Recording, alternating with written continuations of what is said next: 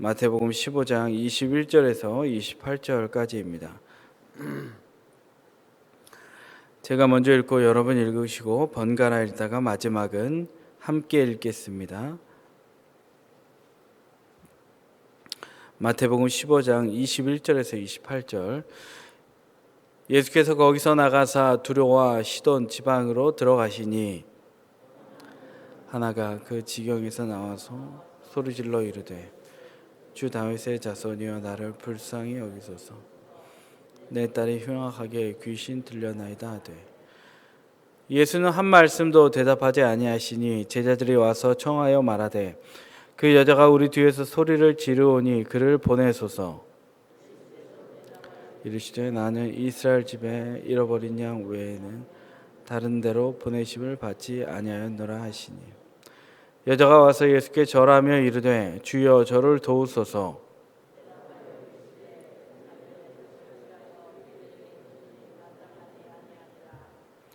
여자가 이르되 주여 올소이다마는 개들도 제 주인의 상에서 떨어지는 부스러기를 먹나이다 하니 이에 예수께서 대답하여 이르시되 여자여 내 믿음이 크도다.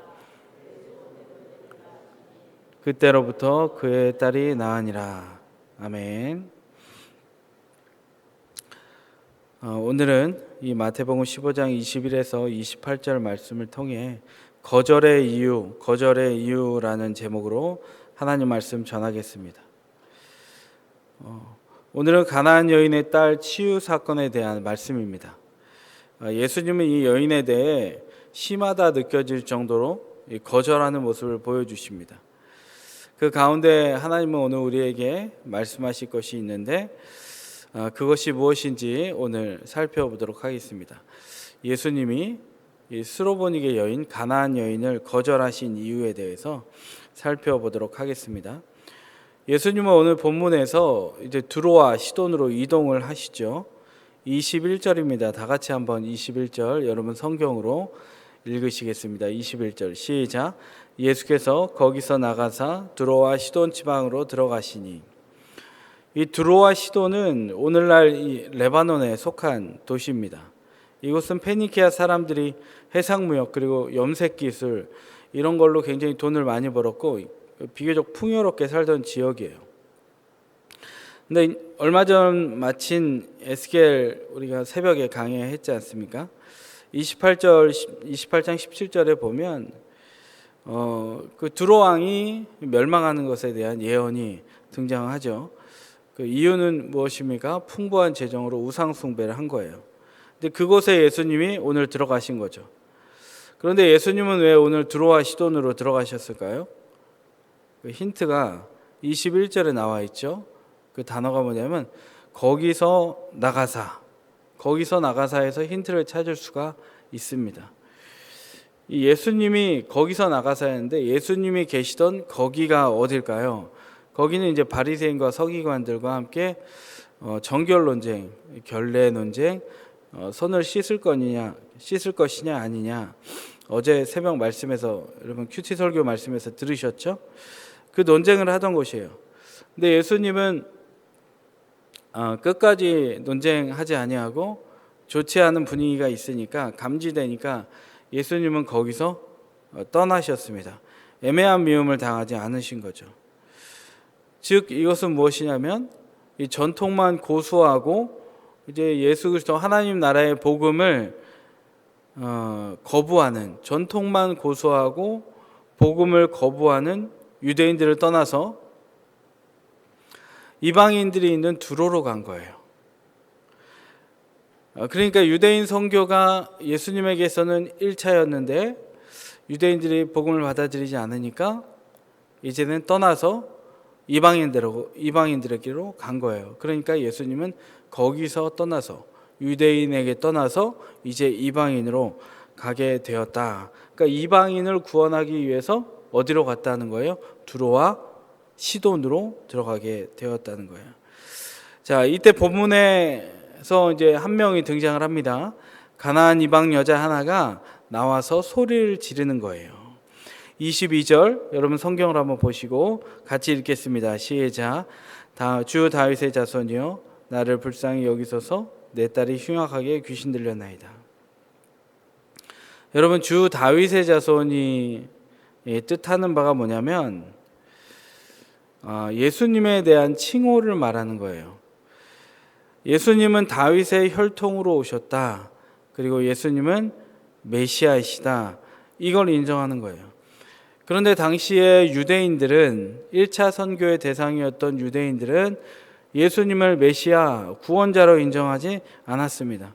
그러나 이 여인은 이방인임에도 불구하고 예수 그리스도가 메시아임을 알고 있었던 거예요. 그리고 여인은 그 믿음을 바탕으로 자기의 딸이 귀신 들렸다고 하면서 자기의 영적인 필요를 구하는 거예요. 그러니까 이방인 선교가 시작됐는데 이방인이었던 이 여인을 두로와 시돈에서 만났을 때 이 여인이 예수님께 나아가서 소리치면서 다윗의 자손 예수여라고 하면서 내 딸이 귀신 들렸습니다 라는 상황이 오늘의 본문의 배경인 거죠. 근데 23절에 보면 예수님은 이 여인에게 어떠한 반응도 보이지 않습니다. 제가 읽겠습니다. 예수는 한 말씀도 대답하지 아니하시니 제자들이 와서 청하여 말하되 그 여자가 우리 뒤에서 소리를 지르오니 그를 보내소서. 주님은 이 가난하고 비천한 자, 연약한 자를 구원하기 위해 오셨어요. 죄인을 구원하기 위해 오셨어요. 십자가 질 계획으로 오셨습니다. 그런데 오늘 불쌍한 그녀의 절규에는 어떠한 반응도 하지 않는 예수님의 모습을 볼 수가 있어요. 근데 예수님 왜 그러셨을까요? 24절에 예수님 말씀하십니다. 나는 이스라엘 집에 잃어버린 양 외에는 다른 데로 보내심을 받지 아니하였노라. 다시 한번. 나는 이스라엘 집에 잃어버린 양 외에는 다른 데로 보내심을 받지 아니하였노라 라고 이야기하시죠. 이건 뭐냐면 나는 너희들을 위해, 나는 당신들을 위해 온 것이 아니다.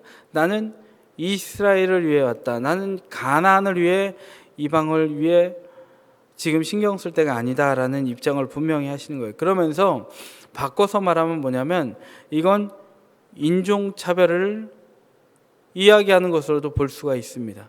나는 유대인에게 관심 있는 것이다. 이방인에게 관심 없다. 인종차별적 발언도 하시는 거예요, 예수님은.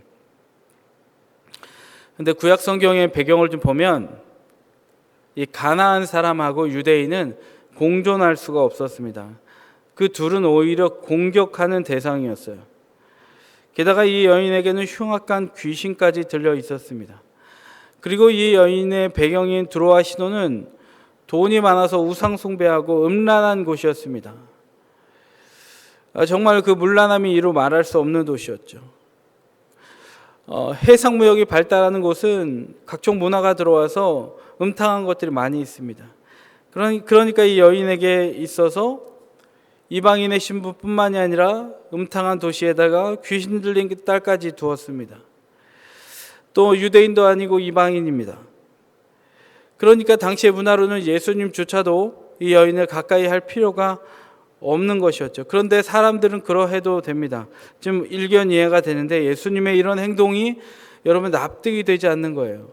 예수님은 단지 바빠서 시간이 없어서 갈 길이 머니까 이 여인을 반대한 것이 아니라 종족 자체가 다르다고 인종차별을 예수님은 하시는 거죠.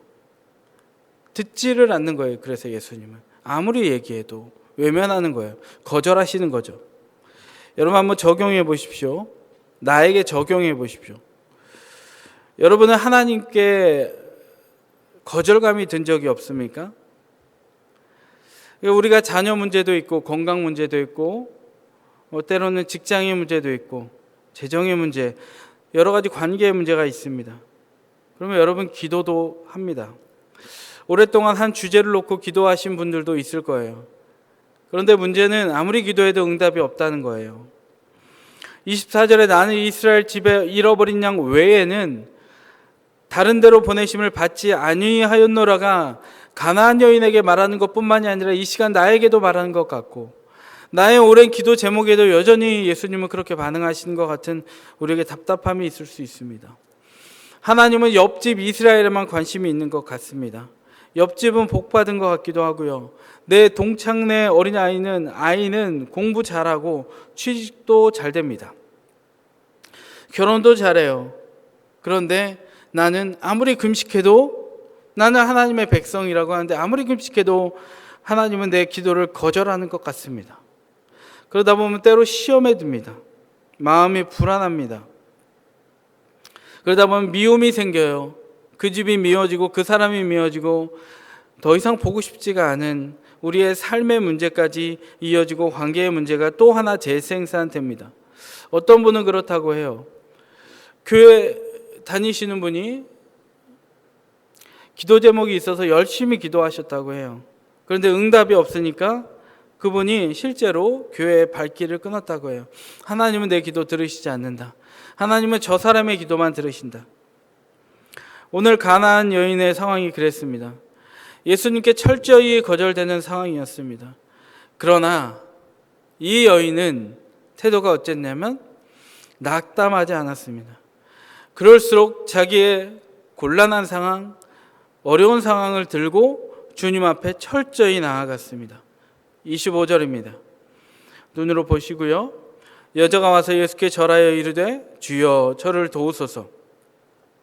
그런데 예수님은 또 매몰차게 말씀하시죠.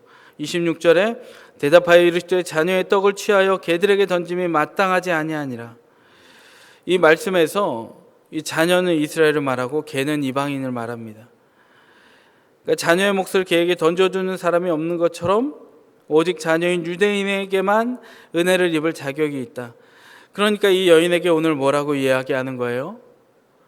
심하게 말하면 이 여인에게 예수님은 너는 개다 이렇게 얘기하는 거예요.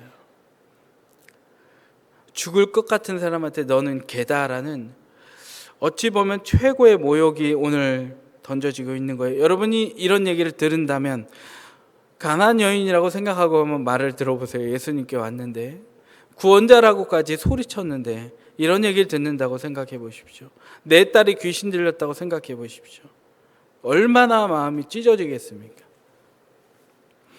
그런데 이렇게 얘기해요. 주여 올소이다마는 개들도 제 주인의 상에서 떨어지는 부스러기를 먹나이다.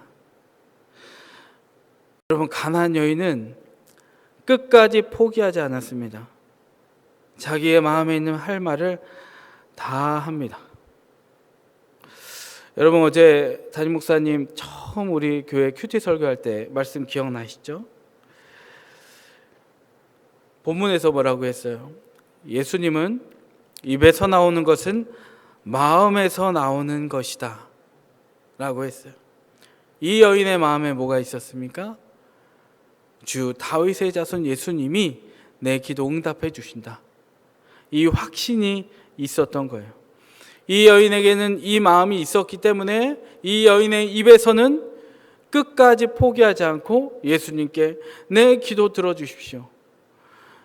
개도 땅에서 떨어지는 부스러기를 먹습니다. 이건 뭐냐면 내 딸 고쳐질 것을 믿습니다. 도와주세요 라고 계속 고백했던 거예요. 그러면 여러분, 예수님은 왜 이렇게 계속 거절했을까요? 간단하게 말씀드리면 이 여인의 진심과 순전한 믿음의 고백을 예수님은 보고 싶었던 거예요. 구약 성경에도 이스라엘 백성들은 하나님의 택한 백성인데 왜 광야를 돌았을까요? 신명기 8장 2절에서 말해요. 내 하나님 여호와께서 이 40년 동안에 내게 광야 길을 걷게 하신 것을 기억하라. 이는 너를 낮추시며 너를 시험하사 내 마음이 어떠한지 그 명령을 지키는지 지키지 않는지 알려 하심이라.